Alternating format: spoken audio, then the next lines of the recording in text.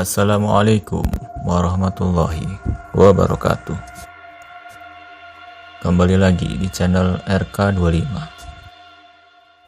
Kali ini saya akan melanjutkan sebuah kisah horor hasil karya dari Riza Ramadhani dengan judul Penumpang dari Dunia Lain bagian kedua.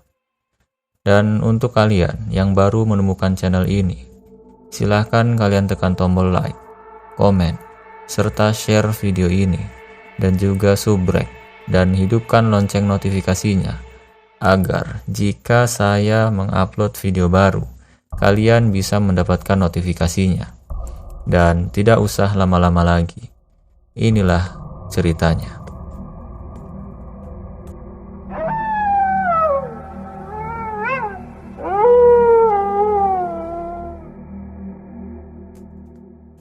Sandi melambaikan tangan dan berjalan agak cepat menghampiriku.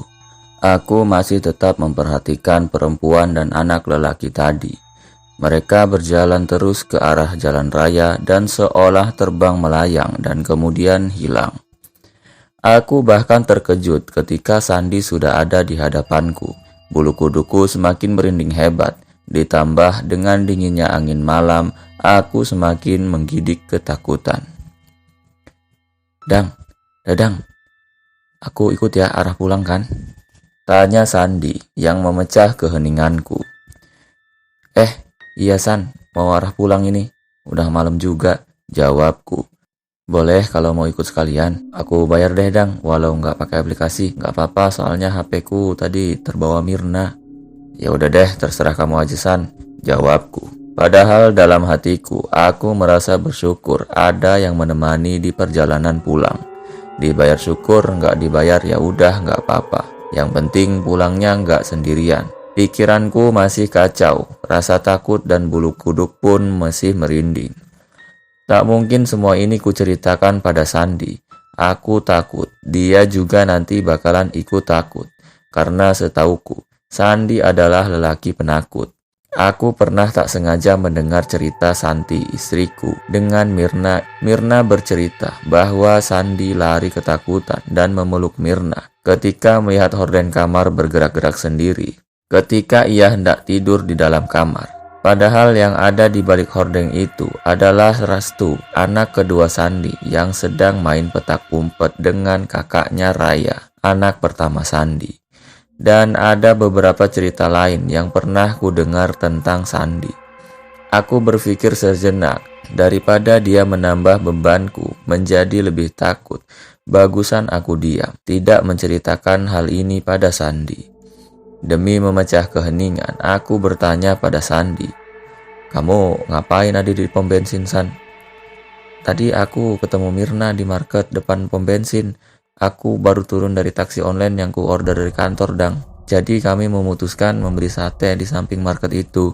Tiba-tiba Mirna mendapat telepon dari orang tuanya bahwasanya ibu mertua dan bapak mertuaku sudah sampai di rumah. Jadi kuputuskan untuk Mirna pulang duluan menemui orang tuanya dan aku menunggu sate yang kami pesan tadi. Tahu-taunya tas kerjaku juga diangkut sama Mirna, saking ia buru-buru. Untung aja dompet aku taruh saku celana. Kalau tidak habis deh aku nggak bisa bayar sate ini. Ketika aku ingin menyeberang mencari ojek, dari kejauhan aku melihat kamu. Ya udah aku samperin aja deh sekalian order ojekmu." "Oh, begitu toh ceritanya," sahutku. Akhirnya kami pun sampai di depan rumahku. Sandi memberikan uang Rp50.000 kepadaku. "San, tunggu, ini kembaliannya," sahutku, sedikit agak teriak. "Udah, ambil aja Dang, aku ikhlas." "Oke deh, makasih ya San," jawabku. Padahal seharusnya ongkosnya hanya Rp20.000. Aku tak lupa mengucap syukur untuk rezeki hari ini. Mendengar suara motor, anakku pun berlari keluar dan memanggil, "Ayah!" Dennis, anak keduaku yang berusia 4,5 tahun pun berlari mendekatiku dan menjulurkan tangannya untuk salam kepadaku. Setelah memiringkan motorku dan menaruh di teras rumah, aku menggendong Dennis dan masuk ke dalam rumah. "Assalamualaikum," sapaku masuk ke dalam rumah. dan dijawab oleh Santi istriku dan anak sulungku. Waalaikumsalam. Mereka berjalan ke arahku dan menjulurkan tangannya seraya salam kepadaku. Dennis yang ada di gendonganku pun seakan ingin turun bermain kembali dengan kakaknya. Mas mau mandi dulu ya dek, habis itu mas mau makan. Kamu sediain deh makanannya, mas mau ke kamar dulu, udah gerah. Iya mas, jawab istriku disertai senyum manisnya. Setelah selesai mandi, aku berjalan menuju meja makan. Santi mengambilkan piring dan mengisinya dengan nasi, lauk beserta sayurannya dan meletakkannya di depan mejaku. Ayo mas, dimakan dulu, ujarnya. Santi pun bangkit dari duduknya dan berjalan menuju arah dapur untuk membuat kopi hitam kesukaanku. Sejak masih lajang, aku memang pecinta kopi hitam. Hingga Santi pun awal menikah denganku bertanya kepada ibuku, bagaimana cara meracik kopi agar terasa nikmat dan tentunya takarannya sesuai kesukaanku. Namun sekarang Santi telah hafal takaran itu, dan kopi buatan Santi adalah kopi terenak sealam jagat raya ini. Aku telah siap makan dan berjalan mengarah ke ruang tamu, karena Santi telah meletakkan kopi buatannya yang rasanya paling enak sealam jagat raya itu di meja ruang tamu. Kulihat anak-anakku sudah pada tidur. Aku sempat mengintip si sulung di kamarnya. Ternyata dia sudah tidur, dan si bungsu Dennis tidur di depan TV. Aku menyerahkan uang hasil orderan hari ini pada istriku Santi. Mas ada pegang uang gak? Tanyanya padaku. Ada. Uang jaga-jaga kalau bocor dan lain-lain udah selalu kusediakan, jawabku. Kalau bensin tadi mas udah isi full di pom bensin, jadi besok sudah ada stok bensin. Uang kembalian timpalnya. Ya udah, itu urusan gampang. Besok kalau ada orderan dan mas nggak punya kembalian, tinggal tukar di warung aja. Tiba-tiba aku teringat perempuan misterius tadi. Lebih tepat dibilang setan sih sepertinya. Tiba-tiba bahuku menggidik mengingat kejadian yang kualami tadi. Oh ya dek, coba tolongin ambil HP mas. Sepertinya tadi mas taruh di meja rias kamu, di dalam kamar. Santi pun berjalan menuju kamar dan kembali membawakan HP-ku. Ini mas HP-nya, ujar Santi. Aku menerima HP tersebut dan berkata, terima kasih ya dek. Kubuka aplikasi yang berlogokan huruf G hijau tersebut. Ada beberapa notifikasi kubuka dan kulihat ternyata notifikasi dari orderan hari ini. Namun begitu mengejutkannya ketika melihat satu notifikasi pesan yang berbunyi, selamat, Anda mendapatkan bonus orderan sebesar 1 juta rupiah dari pelanggan Jalan Krakatau. Aku seakan tak percaya. Aku langsung mengecek mutasi saldo yang ada di aplikasi tersebut. Ternyata benar, ada tambahan saldo sebesar 1 juta rupiah. Tiba-tiba aku berpikir, hantu kok bisa pakai aplikasi? Baik lagi. Atau jangan-jangan bukan hantu, umpatku. Ternyata sedari tadi Santi memperhatikan keanehan sikapku dan dia bertanya, emang ada apa sih mas? Kok sepertinya mas bingung gitu? Iya dek, tadi ada kejadian aneh yang mas alami. Mas masih bingung sampai sekarang. Kejadian apa mas? Santi pun mulai penasaran, ingin mendengar cerita suaminya.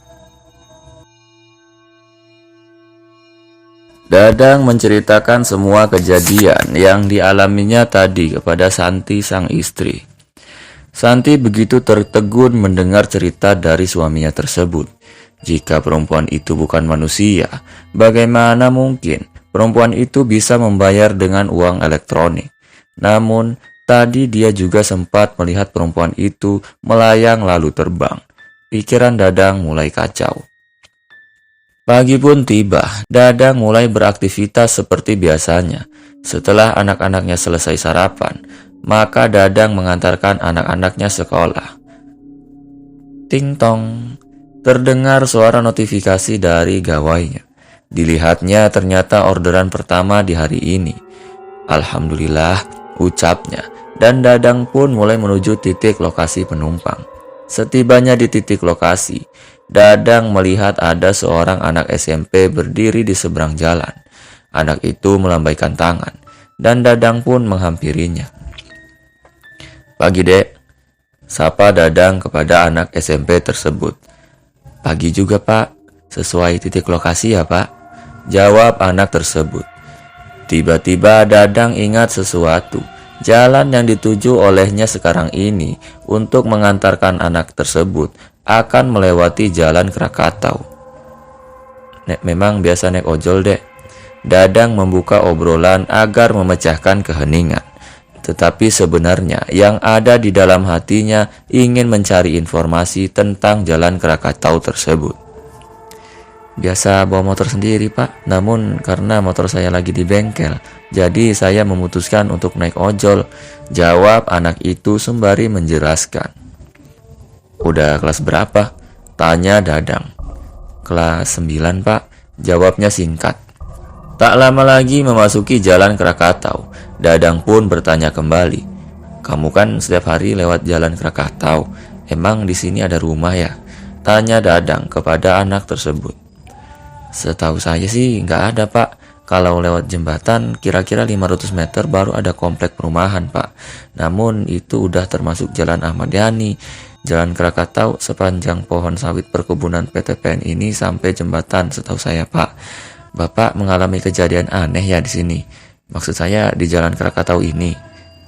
Cukup panjang lebar anak itu menjelaskan, dan akhirnya dia pun bertanya, "Saya tadi malam dapat orderan dari perempuan, kira-kira berusia 26 tahun, minta diantar ke Jalan Krakatau. Dia bilang mau ke tempat ibunya, menjemput anaknya. Dia berhenti pas di sini." Dadang menunjuk jalan yang sedang mereka lewati. Ia pun seakan merasakan rasa merinding yang hebat. Memang banyak cerita tentang perempuan bersama anak laki-laki yang sering menampakkan diri di sekitar jembatan ini, Pak. Pernah saya dengar ada beberapa cerita tentang orang-orang yang kecelakaan di jalan ini juga, Pak. Mengapa saya jadi merinding ya, Pak?